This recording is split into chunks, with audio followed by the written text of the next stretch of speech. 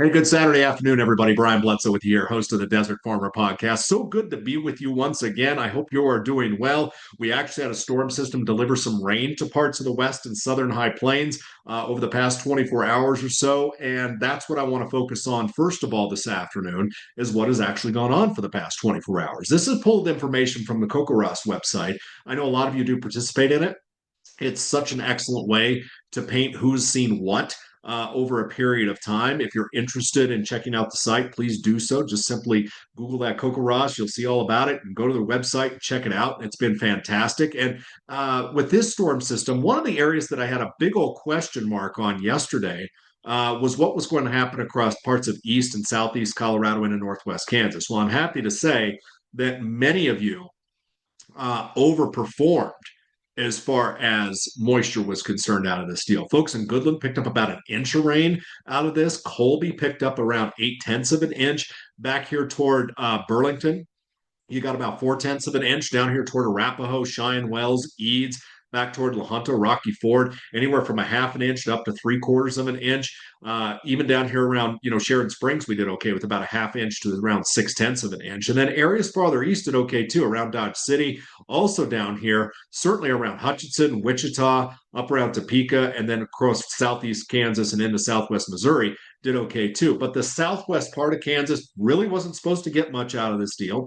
You really didn't get much. Same thing in the Oklahoma and most of the Texas Panhandle. Because if we look down here into the Texas Panhandle, this is courtesy of the West Texas Mesonet. You can see that yesterday I was really thinking this was the line that was going to demark heavier rain to the east and drier stuff to the northwest. Well, fortunately, folks in Lubbock picked up about an inch of rain. Pretty heavy thunderstorm moved through that community, last afternoon and evening. And areas just either side of that line obviously did okay. But if you went northwest of that line, you can see the differences here in terms of rainfall. But back to the northwest, Clovis didn't see much of anything. Muleshoe, Dimmitt, Freona, Hereford, up toward Amarillo, Dalhart, nothing. Maybe Booker up in the northeast panhandle, I think picked up around a quarter of an inch. Down here, La Mesa, Texas picked up about an inch and a half. So there were definitely haves and have nots on either side of that line. And certainly the better rainfall fell to the east of that line. The farther east you went across Texas and into southern portions of Oklahoma. So kudos to you if you scored some rain. Obviously, we're going to need something, though, because this area here that I'm highlighting are going to see a lot of strong southwest wind by the time we head in toward Tuesday, Wednesday, and Thursday. Tuesday is going to be the worst day by far across the region with some wind gusts in excess of 50 to 60 miles per hour. So sad that they didn't get anything out of this deal. Glad that those that got it, but we certainly need a lot more. Let's see if there's going to be any more of this going on over the next couple of weeks. And this starts out tomorrow morning. This is what our upper level weather pattern is going to look like. We've got upper level low pressure here tomorrow morning. We've got strong upper level high pressure here south of the Aleutians.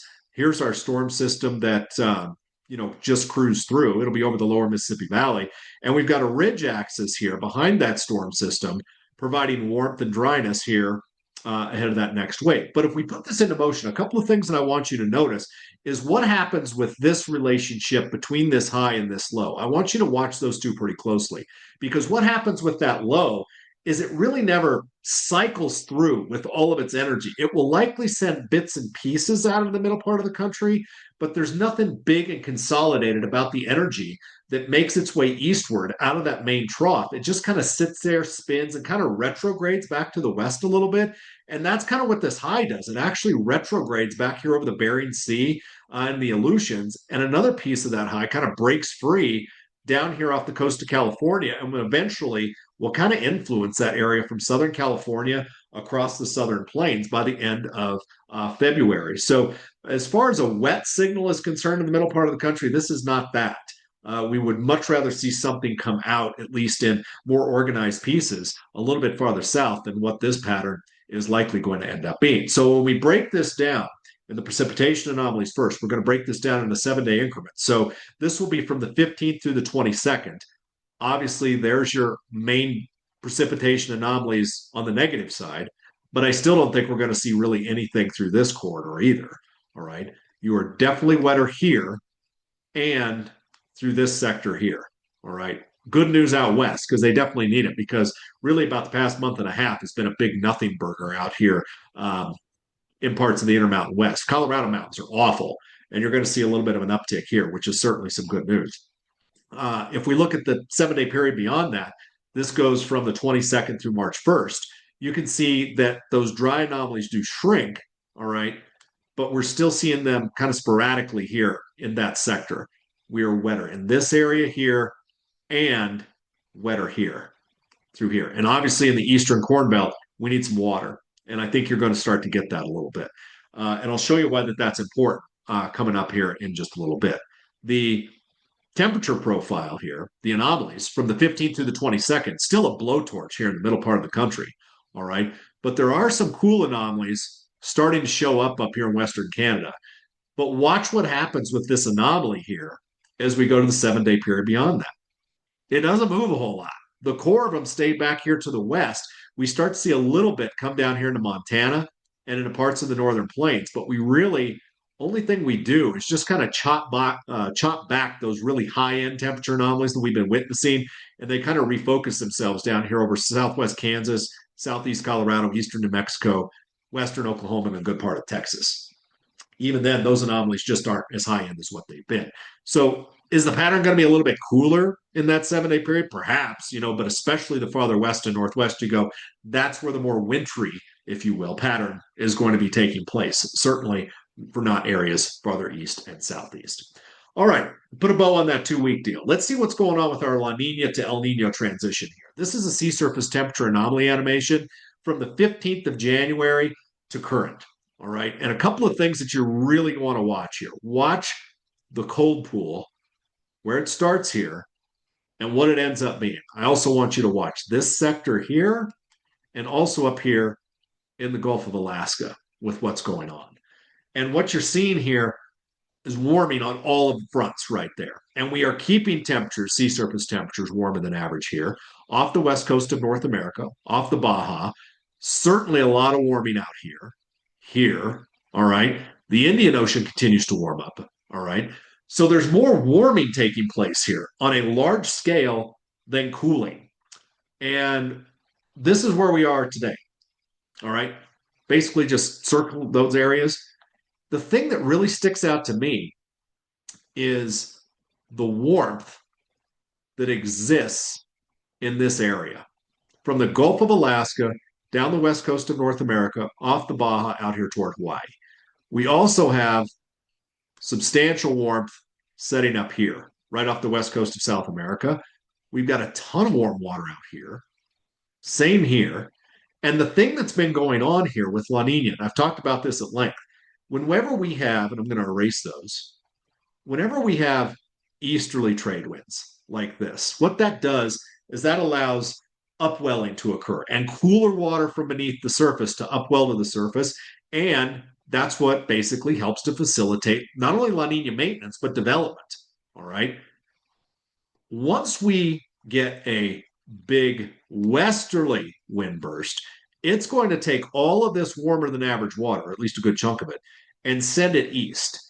And that will help to facilitate El Nino development, maintenance, and likely strengthening, at least right here in the center part. We're already on our way out here off the west coast of South America. And it's not just about what's going on at the surface. It's also about what's going on beneath the surface. This animation starts back in early December and wraps up here in early February. All right.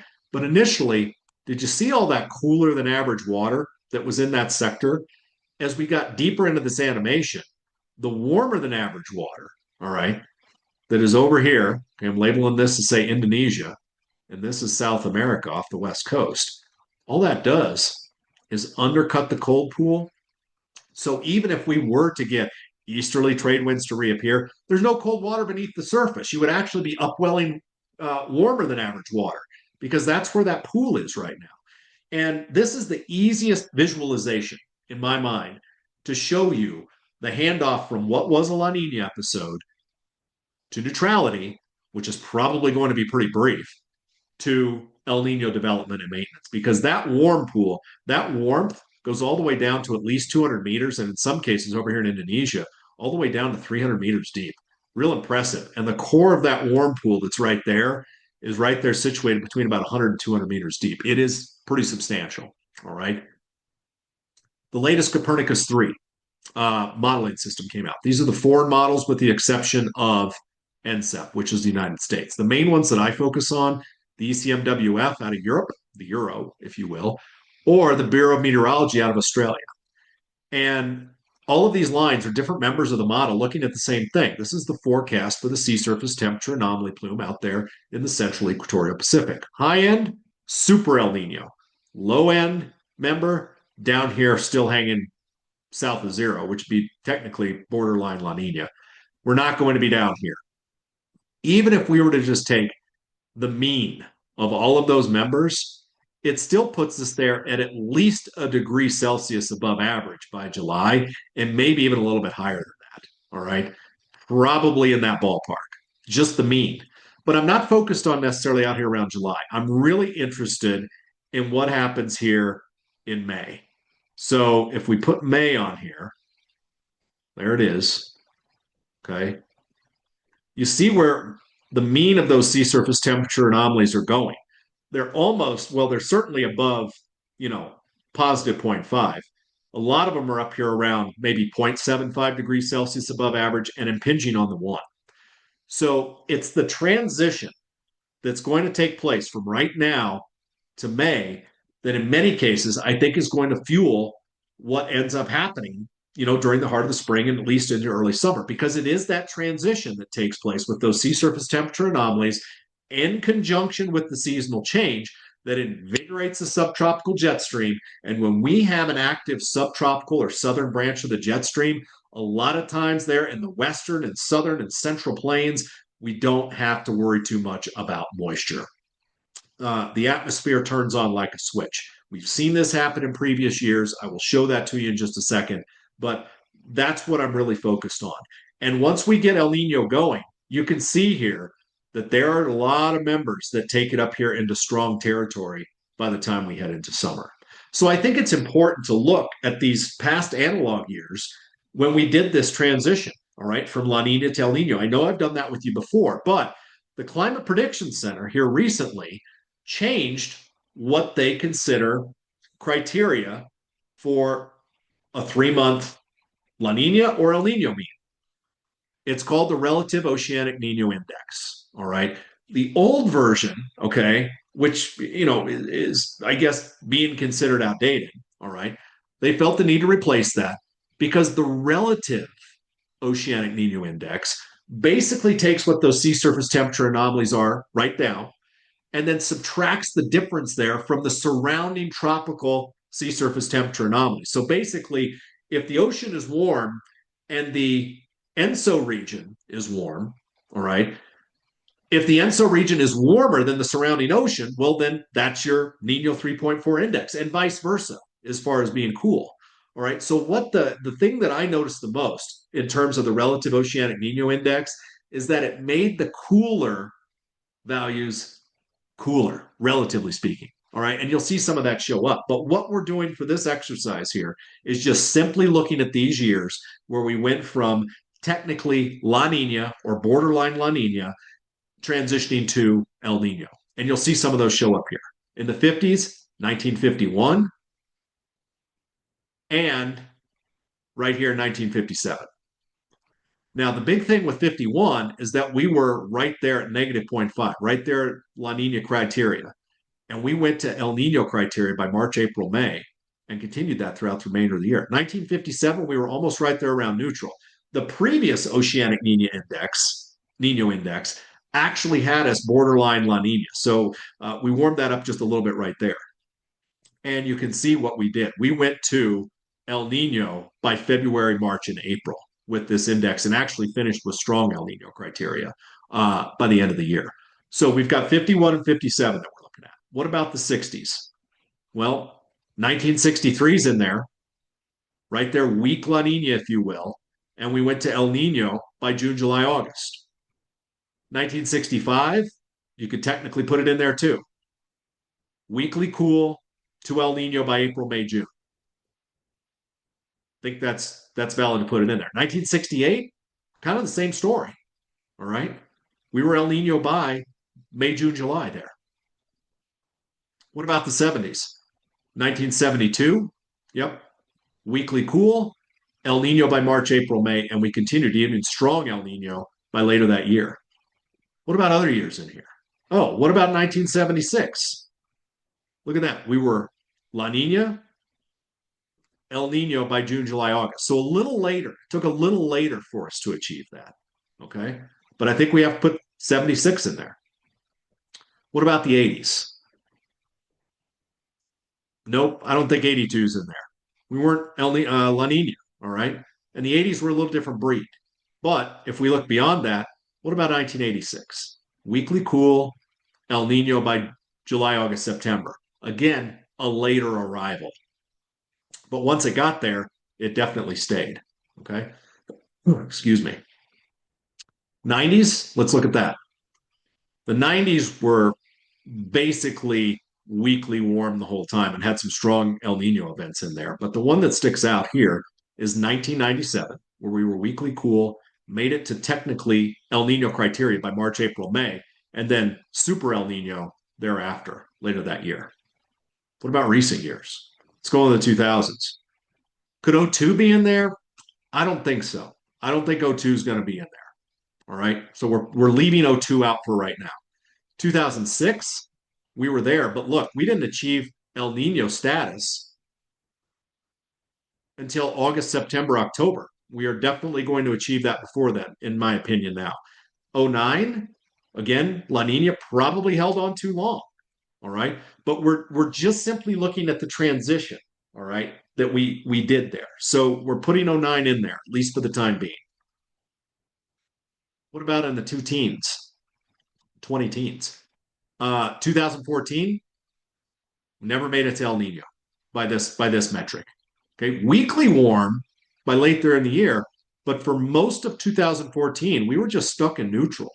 All right, right there around neutral. 2015 had an El Nino transition, but there was no La Nina before it. We have to come down here to 2018. 2018, we had La Nina to start and El Nino to finish. But we didn't get there until September, October, November. So you can see we actually held on to La Nina criteria into March, April, May. We are not doing that this year.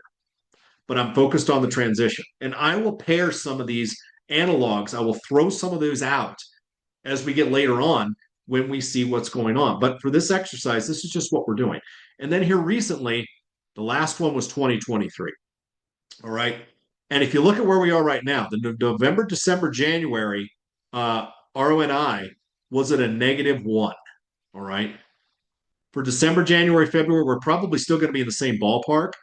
So for this exercise, look, we didn't technically achieve El Nino status until June, July, August. But I'll tell you what, we saw a very sharp transition that took place here. Okay. And in the previous version of the Oceanic Niña Index, we achieved El Nino status before this one. So that's what I'm saying. It hangs on to the cool a little longer versus what the old metric used. But I think 2023 is a very good analog based on where we're going. I just think we're probably going to achieve El Nino status before some of this is. So let's look at some of the potential precipitation anomaly analogs, just April through June with this. All right. When we put all those years in there, April to June, and I have more in here than what I did last time, and it has a little bit of an impact, as you'll see. April to June, what we did here is really get active in this quadrant. Okay. All of this area got active. We got active in the southeastern Florida as well. All right. But especially in the western high plains. That's where we really lit things up. Farther east, notice the dry anomaly signal that's here in the Corn Belt. All right. Now, in the modeling that I've shared with you, there is nothing big, awful, and scary in the Corn Belt about drought and dryness. But when you look at all these years lumped together, you get a dry signal, certainly on the front end of this. All right. From April to June. Doesn't mean it's completely dry. No. There will be storms come through, but certainly it's wetter the farther west you go. And a lot of times with the way the atmosphere is configured, we bring dry air in like this that really hinders things here across the Corn Belt. But from a modeling standpoint, computer modeling standpoint, it is showing the exact opposite. It's actually showing wetter than average conditions here in the Corn Belt. So this is something we're going to have to really watch, that the modeling is somewhat contradictory to what the analogs show, at least for the Corn Belt. What about June to August? Well, the dry signal really relaxes here across parts of the Corn Belt. There's still a little bit of it there, but it relaxes. And the last two transition years here, 2018 and 23, in the Corn Belt, we were dry up front, but we never got hot. All right. We never really got hot in those years. And then when the rains came in August, it saved the day. So even though this dry signal is still present, okay, it relaxed quite a bit. But the thing that I took away from it is how wet these years were in these same areas, the farther west you go, okay, from West Texas all the way up the western high plains here. And Texas was wet early, but really dried out late. Risk of some flash summer drought across the eastern two-thirds of Texas, I think that's on the table, at least from a historical standpoint. Again, the modeling isn't really there yet. All right, there are some hints in the modeling that show that, but the analogs really show that the eastern two-thirds of Texas ends up being wet up front and then dry on the back in the June to August timeframe. We really dry things out down here along the Gulf Coast and into parts of the Appalachians.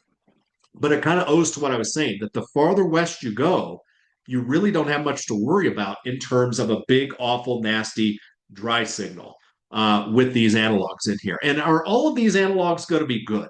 All right. No, they're not. This is really early. And so once we figure out what this transition looks like in more detail, we can start lopping off some of these years. I think some of the years, all right, that we're going to lop off are basically going to be those late transition years, those years where we don't achieve El Nino until later on. Because once we get past, say, February and we see that March run of those models, that's when they really start to pin things down a bit more effectively. And that's when we can kind of lop off some of those analog years, at least in my opinion. And I don't pretend to be the smartest meteorologist or climatologist in the world with this stuff. I'm just telling you what I see right now going forward. I say this all the time to especially agricultural interests. If there's anything that I can do for you on a daily basis, I work for a lot of folks in this capacity in the ag sector across the Great Plains. And if there's something I can do for you, please put my contact information to use. I can give you a bunch of references from actual producers that you can talk to and see what my product is all about. But if you are not interested, you can still frequent some of this information right here. I greatly appreciate your listenership with the Desert Farmer Podcast. If you're interested in advertising with me here on the Desert Farmer Podcast, hit me up. We can do that too. But it's always a pleasure to talk to you, share this kind of information with you. If you've got questions, please don't hesitate to reach out to me. But if you don't, I will be chatting with you again here real soon. Have yourself a great rest of your weekend. A happy Valentine's Day. And again, thanks for listening to the Desert Farmer Podcast. Take care.